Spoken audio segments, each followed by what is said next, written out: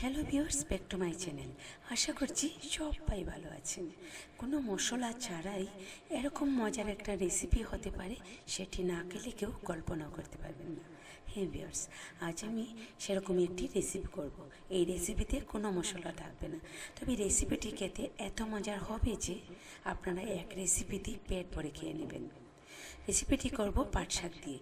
এর আগেও আমি পাট শাকের আরও অনেক রেসিপি আমার চ্যানেলে শেয়ার করেছি, সেগুলি আশা করছি অনেকেই দেখেছেন, আর যারা দেখেননি তারা প্লিজ দেখে নেবেন।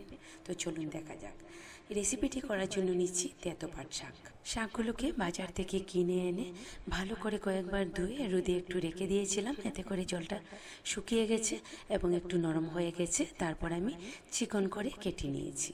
পাট শাক যেহেতু একটু পিচ্ছিল টাইপের, তাই কাটার আগে অবশ্যই আপনারা একটু রোদে কিংবা ফ্যানের নিচে শুকিয়ে নেবেন, এতে করে সুন্দরভাবে কাটতে পারবেন। তো এখন চুলায় একটা প্যান বসিয়ে দিয়ে দিলাম 3 টেবিল চামচ পরিমাণ মতো তেল। তেলটাকে একটু গরম করে দিয়ে দিলাম আধা কাপ পরিমাণ মতো রসুন কুচি। রসুনগুলোকে একটু বাদামি করে ভেজে নেওয়ার পর দিয়ে দিচ্ছি বেশ কয়েকটা কাঁচামরিচ মাঝখানে কেটে, তার উপর দিয়ে দিচ্ছি শাকগুলো।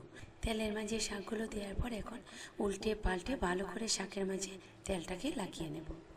সব শাকই রান্না করার পর পরিমাণে কমে যায়, তবে আমার মনে হয় পাট শাকটা একটু বেশি কমে। দেখুন নাড়া অবস্থাতেই দেখতে দেখতে কতটা কমে যাচ্ছে। আর এই রেসিপিটা খেতে এতটাই মজার হয় যে অল্প খেলে আফসোস মেটে না।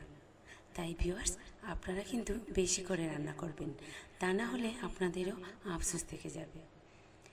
তো নাড়তে নাড়তে যখন শাকটা এই পর্যায়ে আসছে, তখন আমি দিয়ে দিচ্ছি স্বাদ মতো লবণ।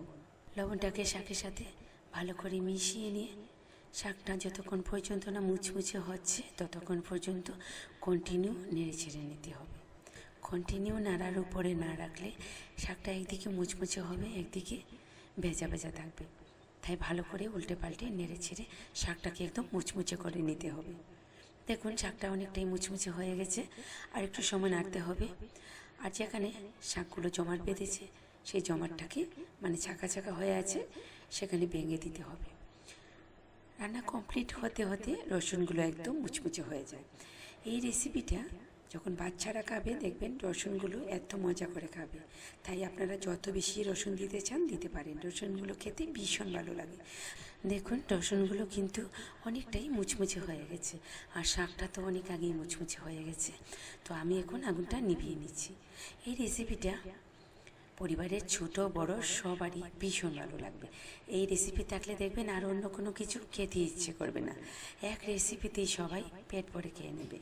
যাদের মুখের রুচি নেই তারা কিন্তু এই রেসিপিটি খেলে মুখের রুচিও ফিরে পাবেন। তাই ভিউয়ার্স, এই সিজনে অন্তত একবার এই রেসিপিটি আপনারা তৈরি করে দেখুন, আশা করছি আপনাদের ভীষণ ভালো লাগবে। আর যদি সত্যি ভালো লেগে থাকে তাহলে কমেন্ট করে অবশ্যই জানাবেন, আর ফ্রেন্ডদের সাথে শেয়ার করে নেবেন। আর যারা আমার চ্যানেলে নতুন ফ্রেন্ড আছেন তারা প্লিজ আমার চ্যানেলটিকে সাবস্ক্রাইব করে নেবেন। আজ তাহলে বিদায় নিচ্ছি, আবার দেখা হবে অন্য কোনো রেসিপি নিয়ে।